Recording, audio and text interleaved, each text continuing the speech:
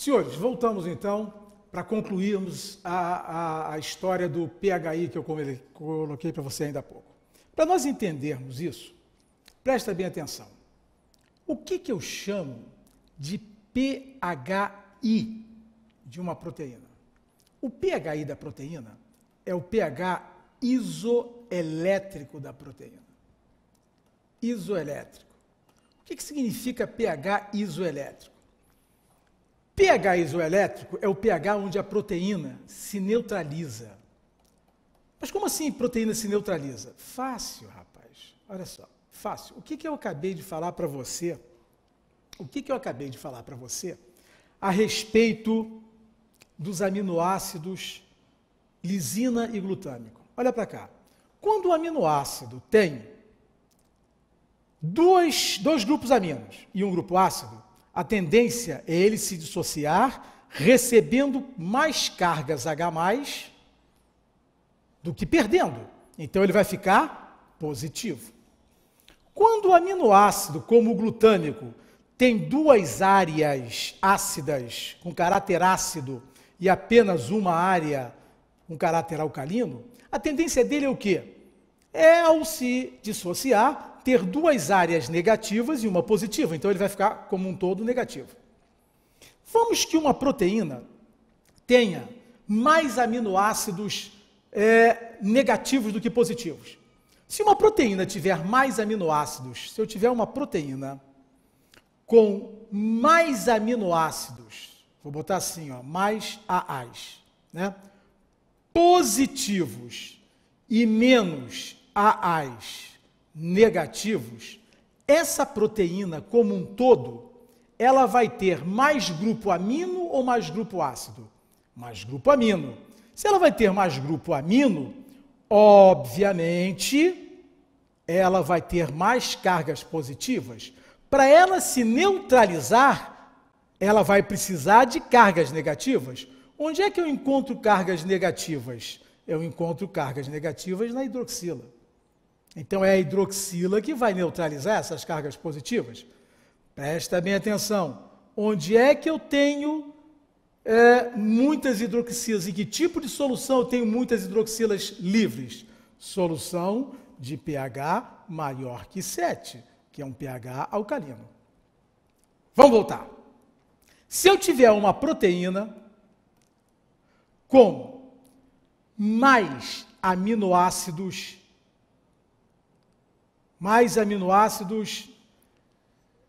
negativos e menos aminoácidos positivos. Nesse caso, exatamente o contrário, essa proteína será negativa. Para ela se neutralizar, obviamente eu vou precisar de cargas positivas. Onde é que eu encontro cargas positivas? No hidrogênio. E em que tipo de solução eu tenho muito hidrogênio livre? pH menor que 7. Então, acho que eu matei. Olha para cá. Se eu tenho uma proteína com 100 aminoácidos, 100 aminoácidos, sendo 50 positivos e 50 negativos, eu tenho uma proteína neutra. Essa proteína neutra, obviamente, ela vai se neutralizar num pH 7. Então, eu diria que o pHI desta proteína é 7, que nem tem muita carga negativa livre, nem muita carga positiva, é igual. Correto? Se eu tenho uma proteína com 100 aminoácidos, sendo 80 positivos e 20 negativos, acompanhe, hein? Essa proteína agora tem mais carga positiva. Onde é que ela vai se neutralizar? Qual vai ser o pHI dela? Se ela tem mais carga positiva do que negativa, ela, para se neutralizar, precisa de cargas negativas. Cargas negativas eu encontro na hidroxila, então eu tenho que ter um pHI maior do que 7. Não tenha dúvida. Toda proteína que tem mais carga positiva do que negativa só se neutraliza num pHI maior que 7. Por outro lado, se eu tiver uma proteína com 100 aminoácidos, sendo ao contrário, 80 negativos e 20 positivos, Qual seria o pHi dessa proteína? Vamos ver se você mata? Olha lá. Se eu tenho 80 negativos e 20 positivos, ficou fácil. Por quê? Muita carga negativa só pode se neutralizar com quem? Com cargas positivas. Então, obviamente, eu vou ter uma solução de pHi para neutralizar essa proteína que tenha muito hidrogênio livre. Muito hidrogênio livre é pH menor que 7. Então, olha que tranquilidade que eu estou passando para você. Eu estou te dizendo que proteínas que tenham mais aminoácidos poliaminados e monoácidos são proteínas positivas e que se neutralizam em pH maior do que 7. Proteínas que tenham aminoácidos diácidos, ou às vezes até triácidos e monoaminos, são proteínas que, obviamente, têm mais cargas negativas. Se elas têm mais cargas negativas, elas só podem se neutralizar em soluções onde haja muita carga positiva. Muita carga positiva é hidrogênio. Hidrogênio, solução menor que 7. Uma solução, para ter muito hidrogênio livre, tem que ser uma solução ácida, menor que 7. Então, para finalizarmos aqui, se eu tenho 100 aminoácidos numa proteína 50-50, qual vai ser o pHi dessa proteína? 7, sem dúvida alguma. Se eu tenho uma proteína com 100 aminoácidos, 80 e 20, 80 positivos e 20 negativos, eu tenho mais aminoácido positivo. Poxa, então eu preciso de cargas negativas para neutralizar isso. Onde é que eu encontro as cargas negativas? Na hidroxila. Então, eu vou ter que ter uma solução com muita hidroxila livre. Solução com muita hidroxila livre, solução de pH maior do que 7. Por outro lado, se eu tenho 100 aminoácidos numa proteína, 80 e 20, 80 negativos e 20 positivos, aí, para eu neutralizar essa proteína, eu tenho que neutralizar essas cargas negativas aqui. Obviamente, para eu neutralizar a carga negativa, eu tenho que ter hidrogênio livre. Hidrogênio livre só em solução de pH menor do que 7. Eu acho que finalizamos, fechamos. E agora, a gente pode voltar àquele gráfico.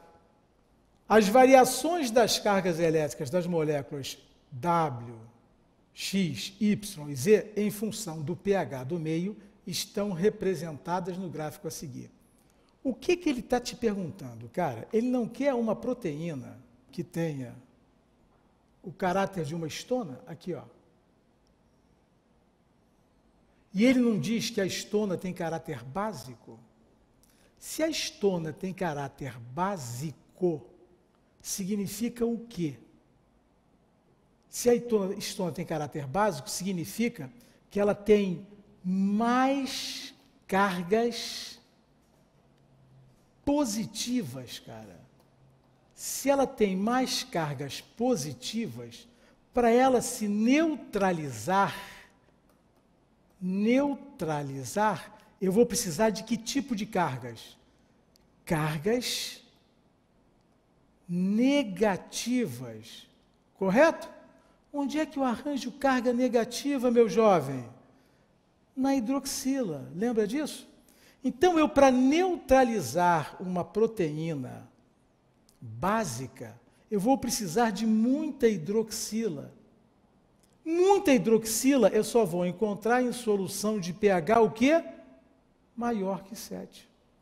Então, é só você agora acompanhar aqui, ó. Olha para cá. O 0 representa o quê? O pHi dessas proteínas. É onde elas estão neutralizadas. Não é carga elétrica? pHi não é onde a proteína está neutralizada? Proteína negativa, proteína positiva. Correto isso? Então é só você acompanhar, em função do pH do meio. Olha a proteína X. Aonde que essa proteína X se neutraliza? Acompanha. Num pH menor que 2. pH menor que 2 é alcalino ou ácido? Menor que 2 é ácido. Olha a proteína Y, onde é que ela passa pela curva do 0? Onde é que ela se neutraliza? Num pH de 4,5. Olha lá, 4,5 ainda é um pH alcalino ou ácido? É um pH ácido. Olha a proteína Z, ela está se neutralizando num pH de 6,7, 6,8, mas ainda é menor do que 7. Qual é a única proteína que se neutraliza num pH superior a 7, aqui ela cruza a linha do zero do pHi em acima de 9, aqui, ó, acima de 9. Percebeu?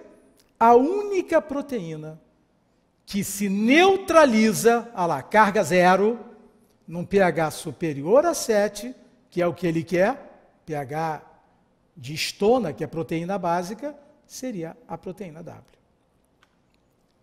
Então, de acordo com o gráfico, qual a curva que representa a letra da proteína que possui propriedades compatíveis com as de uma histona? Não se esqueça que ele diz que a histona tem caráter básico.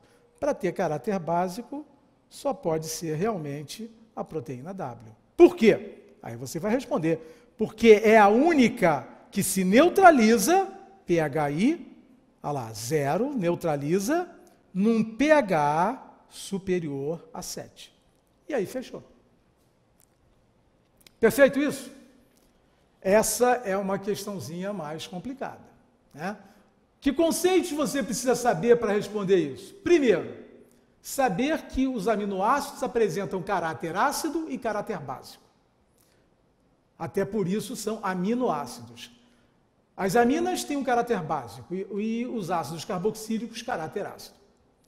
E aí, o caráter mais acidificado ou mais alcalinizado do aminoácido vai depender do número de grupamentos amino e grupamentos ácidos que ele possui. Se ele tiver um grupamento amino e um grupamento ácido, ele tem um comportamento anfótero, né? Ele tem um comportamento tanto neutro, digamos assim, né? Tanto ácido quanto básico. Se ele tiver 2 grupamentos ácidos e um grupamento amino, ele vai ter um caráter ácido, ele vai ser dissociado negativamente. E aí ele só vai ter pHi onde nós tivermos hidrogênio livre. O pHi dele vai ser menor do que 7. Por outro lado, se o aminoácido for diamino e monoácido, aí é o contrário. Ele vai agregar cargas positivas, então ele, para se neutralizar, ele vai precisar de hidroxilas negativas no meio alcalino. Então esse é o primeiro conceito. Segundo conceito é você ter o conceito de pHi. pHi é o pH onde as proteínas, ou os aminoácidos mesmos, se neutralizam. Então o pHi é o ponto isoelétrico do aminoácido ou o ponto isoelétrico da proteína. Ou seja, é o pH onde o aminoácido ou a proteína deixa de ter carga elétrica. Fechando isso, você responde a questão. Correto? Essa realmente é uma questão mais rebuscada um pouquinho. Vamos em frente? Nós temos agora uma questão da Unicamp, Universidade de Campinas. Normalmente as questões lá são difíceis. Vamos lá. Os lipídios têm papel importante na estocagem de energia, estrutura de membranas celulares, visão, controle hormonal, entre outros. São exemplos de lipídios os fosfolipídios, os esteroides e os carotenoides. Tá certo. Normalmente, só para você ter uma ideia, esses fosfolipídios aqui, eles são observados onde? Você acertou, membrana celular, membrana. Eu sei que você sabe disso. Os esteroides você acertou também.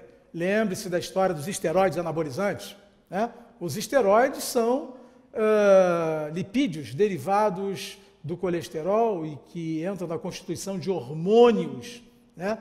Hormônios, esteroides anabolizantes são hormônios à base de derivados da testosterona. E os carotenoides são lipídios de origem vegetal. Importantes para nós, hein? Muito importantes. O beta-caroteno é uma substância fundamental para a gente obter determinada substância que entra no nosso metabolismo a nível de visão, a nível de renovação cutânea, etc. Como o organismo... Aí ele faz a colocação e faz as perguntas em seguida. Como o organismo humano obtém os carotenoides? Que relação tem com a visão? É a primeira. B. A quais das funções citadas no texto acima os esteroides estão relacionados? Cite um esteroide importante para uma dessas funções. E depois, cite um local de estocagem de lipídios em animais e um em vegetais. Então vamos por parte. Primeiro, eu gostaria muito que você tivesse a visão da molécula mais importante vinculada aos hormônios esteroides, que é esta que você está vendo aqui, que é o colesterol. O colesterol é uma molécula gigantesca, né? Apolar, não precisa nem dizer, né? Cheia de átomos de carbono. Você vê que a única regiãozinha mais ou menos polarizada, né, do colesterol é isso aqui. Você não pode esquecer, cara, que colesterol é um álcool. Olha para mim um instantinho. Colesterol, velho, é álcool. Mas é um álcool que é capaz de receber um ácido graxo e virar um lipídio. Mas colesterol é o álcool. É o 3-hidroxiciclopentano-peridofenantreno. Isso é álcool. Né? Mas, por ser apolar, como é, dá uma olhadinha aqui, por ser apolar, por ter toda essa cadeia carbônica aberta e essas cadeias fechadas, ele obviamente não pode circular na corrente sanguínea sozinho, né? Ele tem que circular associado a algo que possa ter afinidade com a água. E quais são as moléculas circulantes sanguíneas que têm grande afinidade com a água? São as proteínas. Por isso é que o colesterol, ele só pode circular associado a proteínas. Existem duas frações importantes, existem até mais do que duas, mas duas frações importantes do colesterol que eu gostaria que você soubesse. Duas frações de colesterol associado à proteína. Uma delas é a LDL e a outra é a HDL. Costumam até chamar de mau colesterol e bom colesterol, né? O LDL é o colesterol ruim, o HDL é o colesterol bom. Não existe bom ou mal. O que existe é uma proteína de mais fácil recepção nos tecidos, que é a proteína de alta densidade, e uma proteína de mais difícil recepção nos tecidos. Mas o colesterol que está associado a essas duas proteínas é o mesmo. É essa molécula que você está vendo aqui. Agora, a pergunta que eu faço a você. De onde vem o colesterol? O colesterol que nós temos no nosso organismo, ele vem de onde? Nós temos duas origens. O colesterol pode ser endógeno ou exógeno. Quer dizer, ele pode vir na alimentação e ele é produzido por nós. Agora, preste atenção para cá. O colesterol que nós produzimos, que é o colesterol endógeno, e que é produzido em praticamente todos os tecidos do nosso corpo, já seria quase que totalmente suficiente para suprir as nossas necessidades. E vou dizer uma coisa para você, não são poucas. Nós precisamos do colesterol para dedéu. Nós precisamos muito, nós precisamos do colesterol para todas as membranas celulares, conforme ele cita na questão. Nós precisamos do colesterol para os hormônios sexuais, esteroides, testosterona, as mulheres estrogênio, progesterona. Sem estrogênio, sem colesterol, perdão, não tem estrogênio, não tem progesterona, não tem testosterona, não tem hormônio sexual algum. Nós precisamos do colesterol para os hormônios corticoides. Nós precisamos do colesterol para a formação da bilis. Então, o colesterol não é uma substância ruim, até porque, estruturalmente, ele entra na composição química de todas as membranas celulares. Então, o colesterol é uma molécula útil, sim. Agora, o grande problema está no colesterol exógeno, aquele que a gente ingere, rapaz. E esse colesterol que a gente ingere, e que normalmente ingere em grande quantidade, é que é o nosso grande problema. E é esse colesterol que nós ingerimos em grande quantidade que acaba se transformando nessa fração, olha para cá, nessa fração aqui, LDL. Fração que se acumula na parede de nossas artérias, gerando processos ateroscleróticos graves, de obstrução, enrijecimento de parede, processos de hipertensão, processos de trombose, etc, etc. Mas precisamos dar o valor ao colesterol que ele tem, valor esse que nós vamos dar daqui a 2 minutos, que você vai passar a conhecer melhor o colesterol. Fechou? 2 minutinhos.